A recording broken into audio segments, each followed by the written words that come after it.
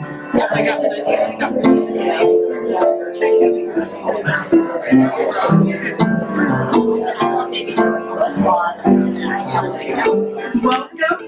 This is an exciting time, I'm sure, for all of you seniors. You are not alone.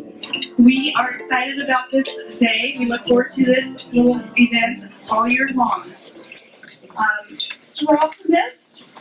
The name Soroptimist was coined from the Latin soror, meaning sister, and optima meaning best. Soroptimist is perhaps best interpreted as the best for women. Soroptimists worldwide work to promote the social justice, equality, and empowerment of all women through increased economic independence and greater participation in decision-making at all levels. Hi, my name is Maria Moreno, and I plan to go to California Community College and graduate and become a Spanish teacher. I'm John Casbon, and I plan to go to OSU. I'm Stuart, and I plan to go to KCC to study mechanics. I'm Karina Lee, and I plan to go to COCC and graduate. I'm Danielle Keys. I plan to transfer to OIT and study diagnostic medical sonography, which is sound technology. I'm Catherine McKenzie. I'm graduating from Lakeview High School, and I'm going to attend Boise State in the fall and major in radiology. I am Delaney Hall. I'm going to the University of Colorado and majoring in health occupations. I'm Carly Cahill. I'm attending from Mountain Community College and going to get my degree in animal science. My name is Amanda Arcularius. I will be attending Oregon State University and studying physical therapy. My name is Jen Amanda, and I'll be going to Eastern Oregon University to study psychology. I'm Jenna Davis, and I'm going to Western Oregon to study nursing. I'm McKenna Albertson, and I plan to attend Eastern Oregon University for agricultural sciences. I'm Tori Crumrine. I plan to attend Western Oregon and eventually transfer to a school that has biomedical engineering. I'm Priscilla Morris. I plan on attending the University of Idaho to study the arts. David, I want to study advanced medicine. Hi, my name is Leona Hinkton. I plan on staying at KCC for the advanced diploma, and I'm transferring to OSU for forestry management.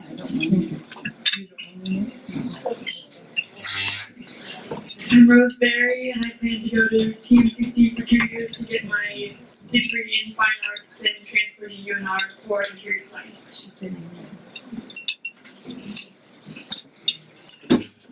I'm Abby Brooks. I'm graduating from Lakeview High School and planning to attend Western Oregon University to pursue a degree in teaching. I'm Rick Thomas. I'm graduating from Lakeview High School, and after graduation, I plan to attend Oregon Tech and pursue a degree in medical sonography. I'm Jessica Field. I'm graduating from Lakeview High School. I plan on attending OSU in the fall and majoring in biology. I'm Rosa Conley, and graduating from Lakeview High School, and I'll be attending the University of Oregon and major in biochemistry. I'm Nate Andrews, and I'm graduating from Lakeview High School, and I'm going to COCC and then transferring to Seattle Pacific for physical therapy. I'm Shannon Fisher from North Lake High School, and I plan on going to Rocky Mountain College in Montana to study wildlife biology. I'm Jade Stockton from North Lake High School, and I plan to attend OSU Cascades to pursue a degree in biology. I'm Ruby Wilson, and I'm from North Lake High School, and I'm going to go study elementary education. I don't know where yet. I'm Mary Horton from North Lake, and I plan to get a degree in animal science. I'm not sure where yet either. I'm Madison Randall, and I'm going to graduate from Lakeview High School, and I plan on going to PCC for business. I'm Casey Hobble, and I'm graduating Lakeview, and I plan to go to Salem to cosmetology school. So I'm sure a lot of you already know who Miss Berry is, but Teresa Decker is our speaker today. She was born and raised in Lakeview. I know that because she was 3 when I babysat her. And she graduated from Lakeview High School as the valedictorian of her class. She then went on to Oregon State University where she graduated with a degree in pharmacy. So I heard she did a little medical practice sometime before she got her pharmacy degree. I believe she set somebody's arm or leg. So she also has a degree, and does an MD and a DVM because supposedly she spoke to Dad doing cesareans on cows and what have you. But as she matured, she went on to the University of Portland, and that's where she got her master's degree in business administration. She's been a pharmacist for 25 years, working in retail, home infusion, and hospital pharmacies. Most of her career, she's worked for Fortune 500 and Fortune 100 companies. She's currently the director of pharmacy at our own Lake District Hospital. Teresa enjoys volunteering, has been a board member for preschool, elementary school, parents club, Boy Scouts, swim team, and the Lakeview Boosters Club. She's a certified stroke judge and started for the Oregon Swimming and has led a 4-H group in Lakeview for 5 years. In 2014, she was named Lake County's first junior city. And she and her husband are very happy living here in Lakeview and raising their 2 sons, Daniel and Alex. And so with that, I'll turn it over to Mrs. Decker. So we're going to start today talking about goals. And can I see a show of hands? Have you done goal setting in high school? Raise your hand if you have. Okay, good. So it looks like they've covered some of this with you, which is great. I'm going to move this a little bit here. Okay. All right. So goal setting, I handed out there, the ladies handed out for me some papers there that we can talk about for goal setting. The process of setting goals helps you choose where you want to go in life. By knowing what you want to achieve, you know where to concentrate your efforts. So what I would like you to do is think about some goals that you would like to achieve and actually write them down. The reason that it's important to write them down is that you're more likely to achieve your goals if you write them down. There was a study done at Harvard in 1979, the Harvard MBA class. The graduates were asked to have you set clear written goals for your future and make plans to accomplish them. Only 3% have written goals in their plans. Now this is Harvard. This is cream of the crop people, and only 3% have written goals. That's amazing to me. I would think if you got to Harvard, you had to have goals. But that's not easy to get into. So 3% had written goals and plans. 13% had goals, but they weren't in writing. 84% had no goals at all, which is astonishing. I just find that mind-blowing, but that's the way the study came out. So 10 years later, the same group was interviewed again. The 13% of the class that had goals but did not write them down was earning twice as much as the 84% that had no goals. So if you had a goal, your income was double that of those that had no goals. The 3% that had written goals were making 10 times as much as the other 97% of the class. So the 3% that wrote their goals down were making 10 times that amount. If you graduated from Harvard and you made $100,000, that's great, right? If you were one of those 3%, you'd be making $1 million. And writing goals down is not just about financial goals. There are so many other types of goals. So on your paper in front of you is a list of some different types of long-term or lifetime goals. And we'll talk about that a little bit. First of all, why should we set goals? Well, it gives you long-term vision and short-term motivation. You want to look at your goals on a number of levels. You want to see the big picture, maybe what you want to do with your life in the next 10 years, 20 years, even 5 years. It's further out than, 5 fall, in the fall, you've got a plan, you're gonna go to college, get a job, but let's think bigger. Think bigger and longer term. Dream a little bit about what you might be able to do with your life. After we do that, we're gonna break those goals down into smaller chunks. Maybe a 5-year plan, a 1-year plan. And we'll take smaller bits as we go because it makes it more achievable. Alright, so lifetime goals. Maybe there's something on that page that looks interesting to you. I heard a lot of people say they were going to college, so education is a goal for a lot of you. Education is the one that on your paper there is the example. So for instance, if you have a long-term goal in education, maybe your goal is that you're going to receive your degree in education by 2019. That's a good goal. It can be a degree in anything, radiology, biology, cosmetology, whatever it is you want. That might be your goal. So you've got a pen or you've got a pencil. I'd like everybody to take a moment and write down their educational goal. If you're not going into education, how about career? And for all the Soroptimists that are next to them, if you're not thinking about career or education, maybe you can think about something else like health. We all are interested in having better health or finances. And I do have extra goal sheets up here if anybody would like them. If there's any Soroptimists that would like to follow along or write their goals, please feel free. So on the categories of our goals, we've got education, health and fitness, career goals, relationship and family goals, financial goals, quality of life goals, which might be travel, fun, material goals, like buying a sailboat or something. Contribution and service goals, maybe you want to be a Soroptimist and help serve the community and bring good things to town, or spiritual goals. And these are just some examples of goals. So if you can write down your education goal, we're going to start with that. Good goals, as you probably learned in school, are usually what the acronym SMART is used. SMART stands for S, specific, M, measurable, A, attainable, R, relevant, and T, trackable. Those make good goals. Okay? When you turn over your page there for your goals, your long-term or your lifetime goals, the next thing that you would want to do is break those goals into bite-sized pieces. So on the back page is a quarterly planner.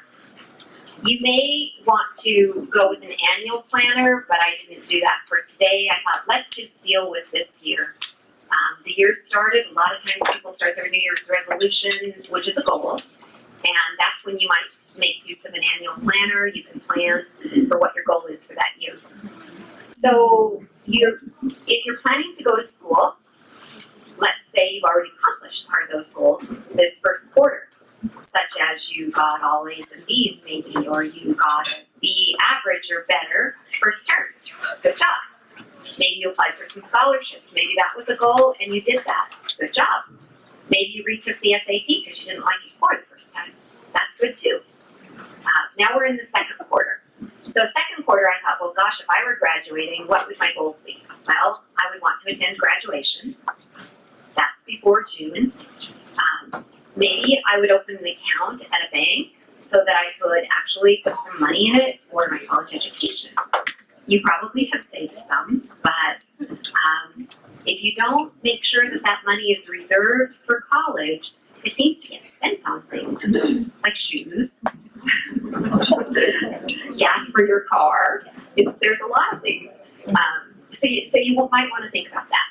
And then you have to register for college. You've told everybody, I'm planning to go to college, but guess what? You actually have to get in the car and go and register. And I just heard, I think McKenna just did that. Good job, McKenna. So if you haven't done that, that might be one of your goals here before the end of June. So for July through September, I thought, well, gosh, what might be good goals for you? And please, you can write these down or write down some of your own. Your goals certainly may be different than what I've got here. Maybe you need something for college to help you be successful. New software, a new computer, a printer, a desk, a lamp, Maybe you don't have a bed and you're going to go to college and share a house with somebody. These are all things that you have to think about. And if you think about them now and you plan for it, it's not going to be a huge financial blow at the end of August. Another goal for September might be that you're reading a guide to college success or speed reading or something like that. You're going to actually start college in September, and maybe you need to find a loan source. College is very expensive. It's what, $20,000 to $25,000 a year, and if you go out of state or to a private school, it's more than that. That's a lot of money. Your scholarships are going to help you, but you might need a loan, and if you haven't looked into that, now might be the time to do it. So you get into college, and now what are your goals for October through December? Well, your goals might be to get A's and B's in school, I hope. And maybe you're going to enroll in second semester, which I hope also. You'll want to get enrolled so that when you get done with Christmas break, you can go back and go to school. Okay? Does that make sense? We're breaking these bigger goals down into smaller goals. And remember, we're not going to lose sight of the fact that our original goal was to get our degree in at college in 2018. So the next page is monthly goals. We're going to take those quarterly goals and break them down further. So perhaps your education goals are going to be this next month, June. You're going to graduate on June 6th, right? You're going to attend, I hope. That's a big day. Maybe you're also in June going to travel to college and register on June 12th. Well, you need to find out, is June 12th going to work for you? You need to call your college and say, when can I come register? Do I need to meet with an advisor? And then another goal might be that you're opening an account for your tuition with your first paycheck by June 30th. Hopefully you've got jobs lined up for the summer so you can save a little bit or save it all while you're living at home. Maybe. Anyway, this is just kind of a way to help you learn to plan. I would like you to write something down for all of those goals. You don't need to do it here. Write it down and put it somewhere safe so you can look at it in a month after all of the graduation excitement is gone and you're going to have time this summer. But if you don't make a plan, you really won't know where you're going sometimes at the end of the day, or the end of the month, or the end of your life. And that's not what you want to happen. I have a quote here. Let's see. Oh, and I didn't write down who said this. Darn it. Somebody's going to know, though. He who fails to plan is planning to fail. Churchill, maybe? Ben Franklin, maybe? Anyway, he who, or she, we'll say she who fails to plan is planning to fail. So make a plan and you'll be successful. All right, now that concludes my goal writing part. Now we get to the speech part that my husband said, please don't do that, Teresa. Do it anyway. You have to understand, we laugh a lot in our house, and we laugh all the time. So, of course, when Dan laughs and says, you're really not going to do that, I laugh back, and I go, yes, I am. I am going to do that speech. But he said, talk about goals, and they'll listen. So, to let you know, this is the second time I've been able to speak with a graduating class in Lakeview. My first time was to my classmates in 1981 at Honker Court. Unfortunately, I didn't save that speech, or I could have repeated it today. Saved myself lots of time. I didn't plan, that's right. But if you were giving a speech, hang on to it. We might have you back here for Soroptimist. Addressing graduates is kind of a tough gig. We've got seniors here that have been well educated, a room full of people who know everything about everything. That's impressive, right? And then when you get out of here, you're going to realize, well, maybe I don't know everything. But you have the capacity to. You really do. Truthfully, I don't even remember who gave the speech here at the Soroptimist luncheon. I don't remember who gave the speech at graduation at Oregon State, University of Portland, or Lakeview High School. So if you don't remember the speech, my feelings really are not going to be hurt. But maybe you'll have that goal setting worksheet that you can look at and go, oh yeah, there is something to this. So I have some tips for you. Do what you enjoy and you will succeed. You've got to want to do whatever you want to do more than, let me start that over. You've got to want to do whatever you want to do more than whatever you want to be. That's a little confusing, but to explain. You should want to write more than you want to be a writer. You should want to heal more than you want to be a doctor. Want to teach more than you want to be a teacher. Want to serve more than you want to be a politician. Life is too challenging for external rewards, such as money, to sustain us. If there is joy in your journey, the rewards can be substantial. That means just don't do what you think you want to do for the money. Your rewards won't be there. You might make money, but are you going to be happy? And that's the question you need to ask yourself, and the answer you need to find. Sometimes it takes a long time to find that, but you might as well start now. Tip number 2, prepare and do your work. When faced with the fear of starting a new task, such as going to college or a new job, you can melt into a puddle of fear, or you can get yourself ready. Learn every day and you will be prepared. Drown out your self-doubt with the work that needs to be done.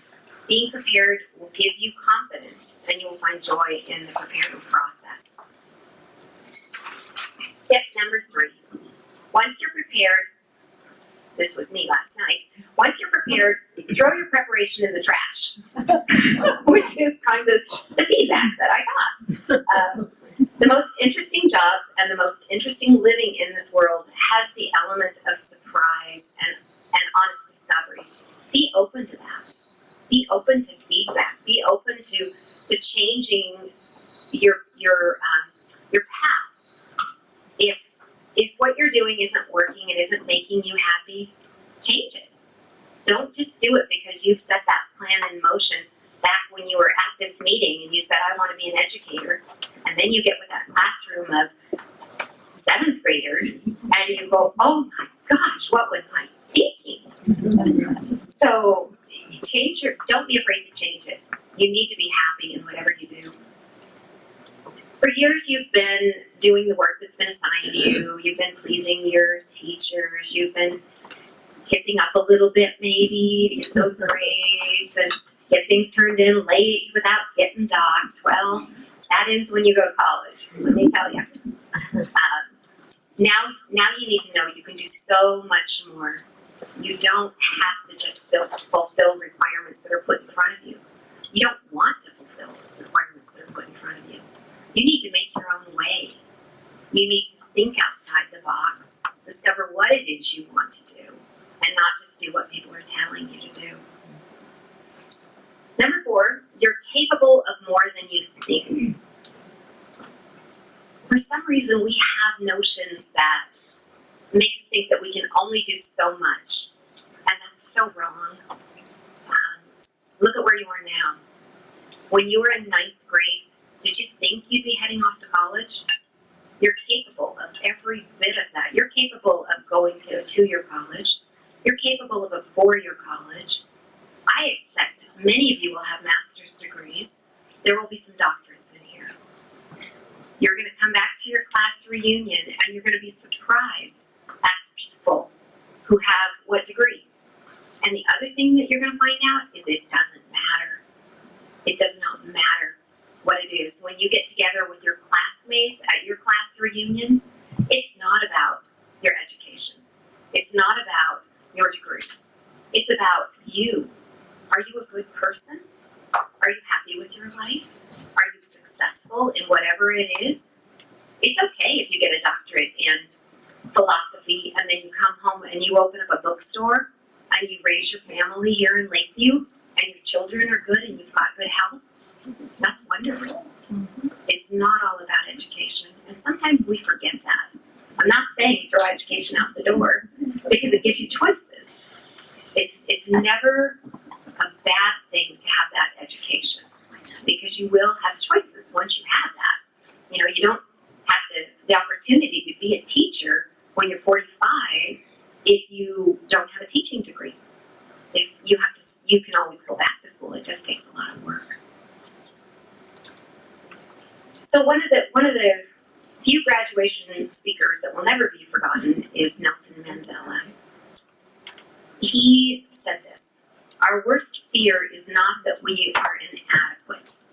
Our deepest fear is that we are powerful beyond measure. It is our light, not our darkness, that frightens us." Does that make sense? It is our light, not our darkness.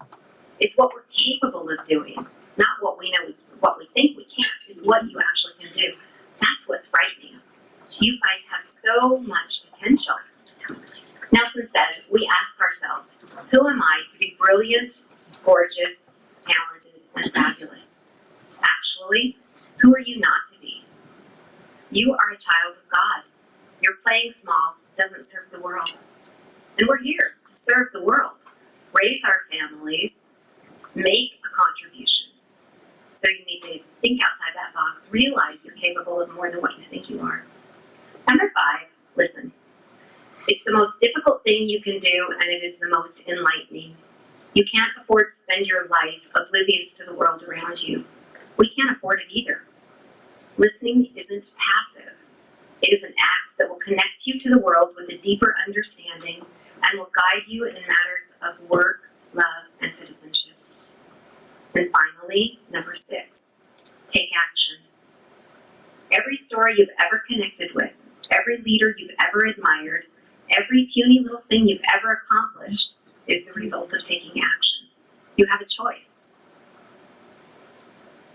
You can either be a passive victim of circumstance, or you can be the active hero of your own life. Action is the remedy to letting others control your life and your life being in despair. You will most likely make mistakes. We all do. We all have made tremendous mistakes. Learn what you can from those mistakes and move on. At the end of your days, you will be judged by your accomplishments far more than your mistakes. People tend to forget them. They really do. Come as you are, armed with nothing more than the tools of a high school graduate. All we need is for you to find joy in your journey. That means like what you do. Find satisfaction in hard work.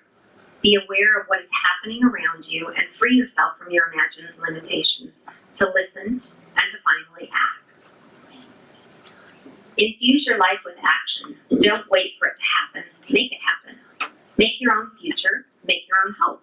And whatever your beliefs, honor your Creator not by passively waiting for grace to come down from upon high, but doing what you can to make grace happen.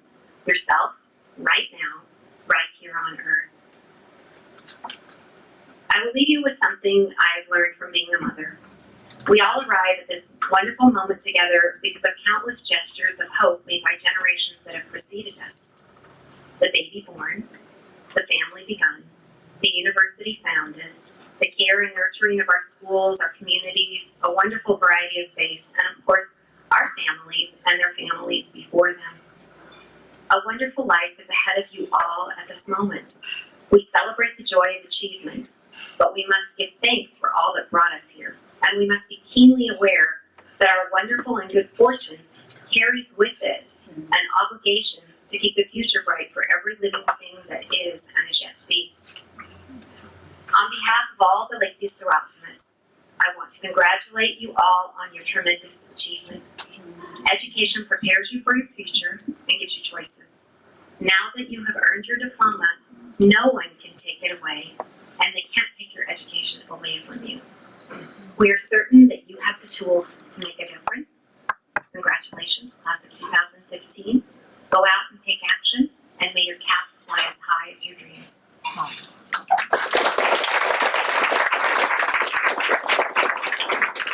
Thank you, Teresa, for sharing your experience and your wisdom. It just goes to show you that even though you've come from Lake County, your journey is just beginning, and you can go anywhere you really want. And eventually, if you want, come back here as well.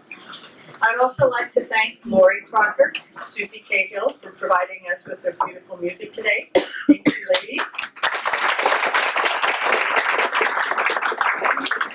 We also need to thank Jay Farman, our chef, who happens to be married to one of the Soroptimist ladies. But Jay must be a sweet talker because he was at Applebee's and sweet talked the chef out of the Applebee's special recipe for the chicken salad you had today. So we really need to thank Jay for that.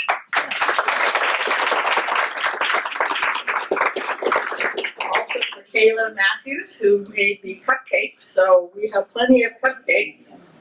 You guys didn't get any, so we'll move it over here. So, be sure and enjoy the cupcakes because we're going to have extras. And if you have a fetish and want more cupcakes, she's at Polar Bear, so you can go and get them and buy them anytime you want. Last but not least, I'd like to thank my committee. They put in a lot of time and effort in the last 6 weeks or more planning for today. Jamie Davis is responsible for purple and green. And our wonderful other decorations. Couldn't have done this without Judy Graham, Bev Bender, Irene Berry, Joyce Wilson. Sharon Hyatt was not on our committee, but we roped her in. And Sharon Liedtke also was not on the committee, but she got roped in. She's done all of the programs and the name tags. And even Ann Tracy one-handedly helped out getting all set up and doing all kinds of stuff. So even our own crippled. And I'd really like to thank all of you girls for taking your time and coming today. I know you have very busy schedules, and lucky you, we're ahead of the clock a little bit, so you don't have to leave yet. You can stick around and visit and have cupcakes, more lemonade. And don't forget to take your little gift with you. The Soroptimists of Lakeview are providing you with needle and thread. So if you get a little tattered and torn and going for your dreams, you can stitch yourself up and fly somewhere.